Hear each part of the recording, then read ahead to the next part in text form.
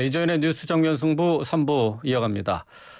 여의도 정면 승부 앞서서 2부에는 조경태 국민의힘 의원과 함께했는데요. 이번에는 이상민 더불어민주당 의원과 함께하겠습니다. 이 의원님 안녕하십니까? 네, 안녕하세요. 네. 자, 조금 전에 문재인 대통령이 5년 동안의 임기를 끝내고 청와대를 나와서 국민들과 함께 악수를 나누면서 환송 행사를 벌였습니다. 조금 전에 인사말도 했는데요. 자, 오늘 연설 어떻게 보셨습니까? 예, 무거운 짐을 내려놓겠다라는 말에서 그 5년 임기를 끝냈다는 안도감도 있을 테고요. 네. 또 미진한 부족한 부분에 대한 회한과 아쉬운 부분이 같이 혼재되어 있을 거라고 짐작이 됩니다. 네. 그런데 이제 문 대통령도 임기 5년을 마치는 걸 보면서 누구든 권력은 시한이 정해져 있다, 예. 한계되어 있다, 예. 무한정한 것이 아니다라는 점을 다시 한번 깨닫게 되고요. 예. 그러면서 참 5년은 긴 듯한데 짧다라는 예. 생각을 누구나 해야 될 것 같습니다. 그건 윤석열 당선인도 마찬가지로 5년이라는 것이 뭐 긴 듯해서 모든 걸 다 할 수 있고 모든 걸 다 관여하고 뭐 할 수 있을 것 같지만 예. 사실 휙 지나가면 사실 해놓은 건 없는 것 같고 그렇게 짧은 기간이다라는 점을 생각해서 전략적으로 잘 배분을 좀 해야 될 것이다라고 생각됩니다. 예, 알겠습니다. 자, 권력은 시한이 있다. 5년이라는 임기 긴 것 같지만은 참 짧다 그런 말씀을 하셨는데 윤석열 당선인 내일이면 이제 대통령으로 취임을 하게 됩니다. 대통령이 할 수 있는 것 그것도 한계가 분명하다. 뭐 그런 얘기시죠? 예.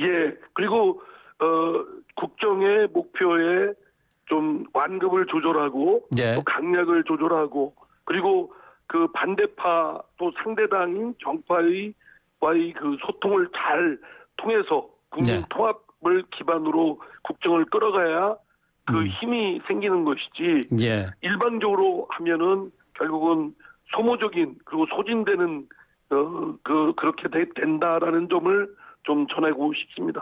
예, 알겠습니다. 자, 오늘 한동훈 법무부 장관 후보자에 대한 청문회가 지금 계속 진행되고 있습니다.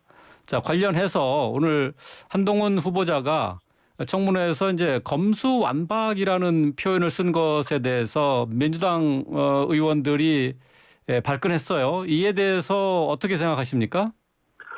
글쎄, 이제 너무 소모적인 그 논쟁으로 치닫고 있어서 그 어쨌든 그 인사청문회를 수행하는 그 상임이나 법사위나 또는 그 대상이 되는 한동훈 후보자나 조금 좀 돌아보고 좀 성찰할 부분이 있다라고 생각됩니다. 특히 한동훈 후보자의 입장에서는 국민을 대신해서 국회의원들이 질문을 하는 거기 때문에 국민들 앞에서 답변을 보는 또 수험생의 심정으로 돌아가야 된다고 생각합니다. 그럼 무엇보다 겸손하고 겸양지덕을 갖춰야 되거든요.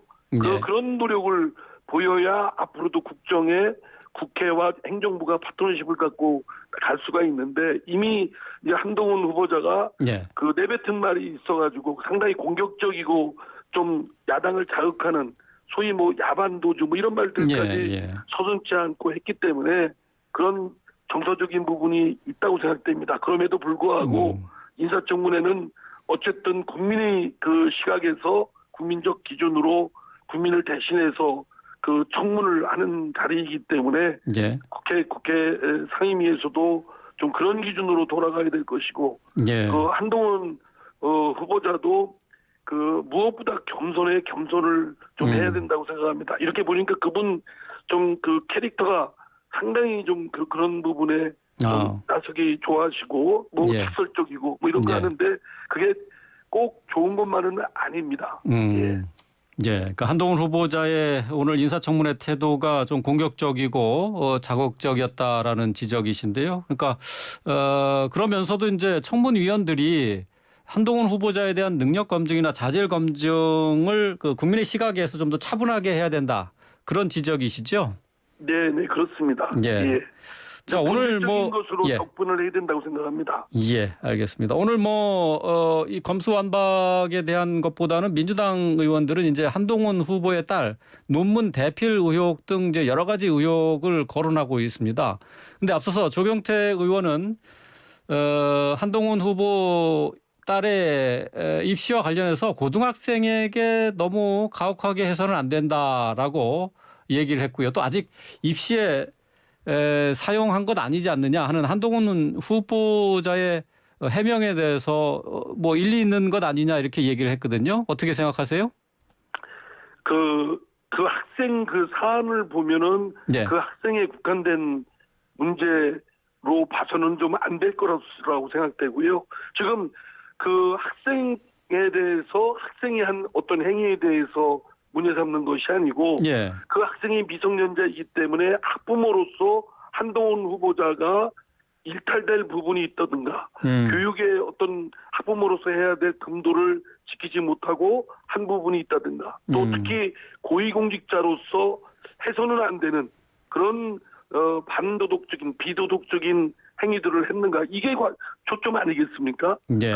예. 그 자제분의 그 어떤 사생활이나 이런 거에 문제 삼는 것이 아니고 예. 예. 학부모로서 자신의 자식을 대학을 좋은 데 입학시키기 위한 여러 가지 일탈, 해서는 안 되는 여러 가지 변칙적인 것, 편법, 불법 예. 뭐 이런 것들을 했지 않았느냐. 예. 아무래도 그런 전후 사정을 보면 의심이 상당히 든다라는 점에 대해서는 한동훈 후보자로서는 충분하게 국민들께서 또 국회의원들이 납득할 수 있도록 설명을 해야 되는데 예. 그 부분은 설명을 잘 안 되고 그냥 어린 딸의 뭐 사생활인데 왜 자꾸 예. 국회의원들이 관심 갖냐 예. 이런 식으로 초점을 몰고 하는 건 그 본질을 좀 알면서도 스스로 회피하고 있다. 저는 그런 생각이 듭니다. 아, 그러니까 학부모로서 부당한 개입이나 불법적인 일이 있지 않았느냐 하는 점에 초점을 맞춰야 된다는 얘기시잖아요.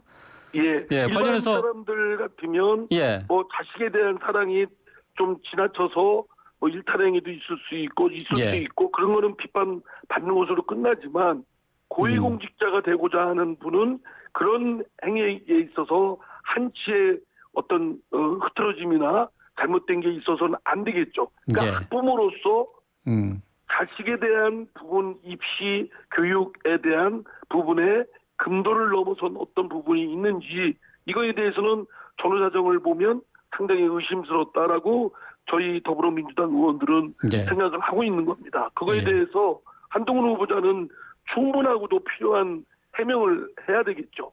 예, 예, 알겠습니다. 지금 뭐 민주당에서는 조국 전 장관의 딸과 비교를 해서 수사도 해야 된다 하는 뭐 주장도 하고 있는데 말이죠. 아직 조국 장관의 예. 경우에는 그 당시 한번 돌이켜 상기를 해보면 네. 동시다발적으로 수십 군데를 압수수색 들어갔습니다.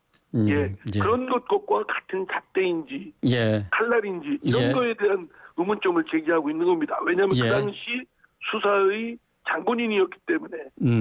예, 알겠습니다. 오늘 여기까지 듣도록 하겠습니다. 오늘 말씀 잘 들었습니다. 네, 감사합니다. 이상민 더불어민주당 의원이었습니다.